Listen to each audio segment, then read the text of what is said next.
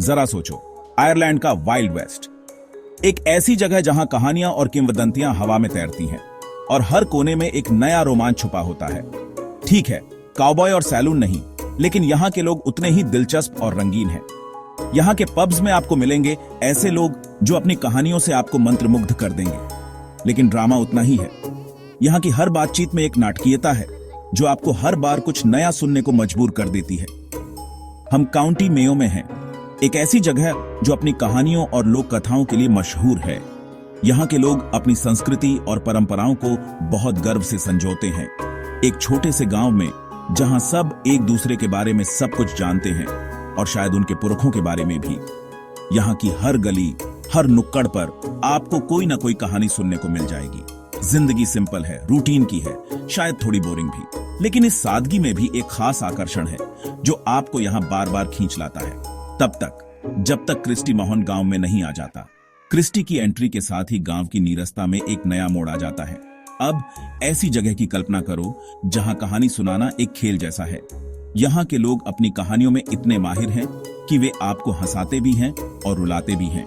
कहानी जितनी अजीबोगरीब उतनी ही अच्छी। यहाँ की कहानियों में आपको मिलेंगी ऐसी बातें जो आपने कभी सोची भी नहीं होंगी। तो जब हमारा क्रिस्टी भाई आता है, ऐसे लग रहा है जैसे उसने भूत देखा हो, जो एक तरह से उसने देखा भी है। उसकी कहानी ने पूरे गांव को हिलाकर रख दिया। तो बस पुराने जमाने के आयरिश ड्रामे के लिए स्टेज तैयार है, थोड़े से डार्क ह्यूमर के साथ। यहाँ की कहानियां और नाटक आपको एक अलग ही दुनिया में ले जाते हैं, जहां हर पल एक नया रोमांच है।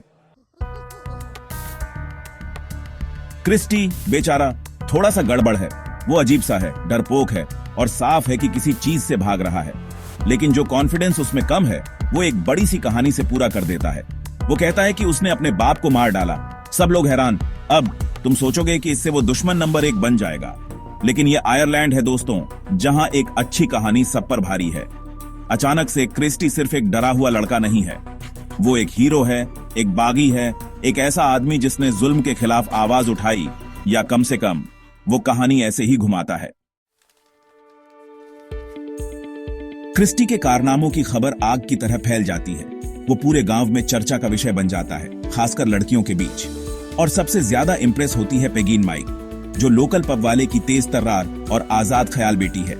पेगिन क्रिस्टी में कुछ देखती है, सिर्फ एक कातिल से ज्यादा कुछ। वो एक चिंगारी देखती है, उस आदमी की एक झलक जो वो बन सकता है।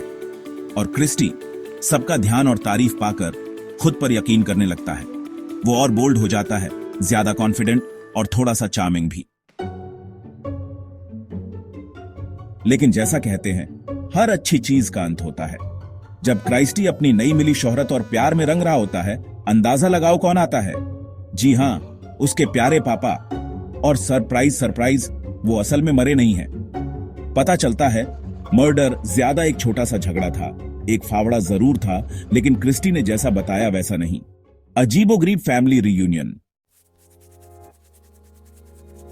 अब तुम सोचोगे कि क्रिस्टी सच बता देगा, है ना? मानेगा कि उसने कहानी थोड़ी बढ़ा दी थी। हाँ, ये समझदारी वाली बात होती। लेकिन याद रखो, ये एक नाटक है और लॉजिक अक्सर ड्रामेटिक आइडनी के पीछे छुप जाता है। सच बताने की बजाय क्रिस्टी अपनी झूठ पर और अड़ जाता है। वो सबको यह भी समझाने की कोशिश करता है कि उसके पापा पागल हैं। गांव वाले एक अच्छी कहानी के प्यार और झूठ बोले जाने की संभावना के बीच फंस जाते हैं और समझ नहीं पाते कि क्या माने। जैसा कि तुम सोच सकते हो, ये सब ड्रामा हमेशा नहीं चल सकता। सच आखिरकार सामने आ ही जाता है, जैसा हमेशा होता है, और क्रिस्टी की बनाई हुई दुनिया गिर जाती है। गांव वाले धोखा खाया हुआ और बेवकूफ महसूस करते हुए उससे जल्दी मुंह मोड़ लेते हैं। एक मिनट वो हीरो है, अगले मिनट वो झूठा और धोखेबाज। शोहरत का यही स्वभाव है, खासकर जब वो झूठ की नींव पर बनी हो। और पेगिन का क्या हुआ? बेचारी पेगिन, जिसने क्रिस्टी में कुछ खास देखा था, लेकिन उसकी उम्मीदें उसके धोखे की चट्टानों पर टूट गईं। वो टूट चुकी है, निराश है, और शायद सोच रही होगी कि काश उसने Playboy of the western world को कभी देखा ही ना होता। लेकिन अपने गुस्से और निराशा में भी क्रिस्टी के लिए उसके दिल में थोड़ी सी सहानुभूति है। शायद वो उस आदमी की एक झलक देखती है जो वो हो सकता था अगर उसने झूठ के बजाय सच्चाई चुनी होती। या शायद उसे एहसास हुआ है कि आयरलैंड के सबसे शांत कोनों में भी सच्चाई कहानियों से भी अजीब हो सकती है। तो इस पूरी अजीबोगरीब कहानी का क्या मतलब है? क्या यह सिर्फ एक झूठे और उसके झूठ पर यकीन करने वाले लोगों के बारे में एक मजेदार नाटक है? हाँ और नहीं भी। The playboy of the western world एक कॉमेडी तो है, इसमें कोई शक नहीं, लेकिन यह आयरिश समाज, कहानियों की ताकत और इंसानों की कहानियां बनाने की जरूरत पर एक गहरी टिप्पणी भी है। सिंग का नाटक हालांकि अपने समय में विवादास्पद था, आयरिश थिएटर का एक क्लासिक बन गया है। ये नाटक हमें एक ऐसे समाज की झलक दिखाता है जहां कहानियों का महत्व बहुत अधिक है। लोग कहानियों के माध्यम से अपनी पहचान बनाते हैं और कभी-कभी ये कहानियां सच्चाई से भी अधिक महत्वपूर्ण हो जाती हैं। इस नाटक में हम देखते हैं कि कैसे एक साधारण व्यक्ति जो एक झूठ बोलता है अचानक से हीरो बन जाता है। यह हमें याद दिलाता है कि सच्चाई अक्सर अपनी अपनी होती है।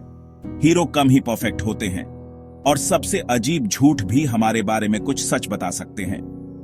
यह नाटक हमें सोचने पर मजबूर करता है कि क्या हम भी अपनी जिंदगी में कहानियों के माध्यम से ही जीते हैं। The playboy of the western world सिर्फ एक नाटक नहीं है, ये एक सामाजिक टिप्पणी है। ये हमें दिखाता है कि कैसे कहानियां समाज को आकार देती हैं और कैसे लोग उन कहानियों के माध्यम से अपनी पहचान बनाते हैं।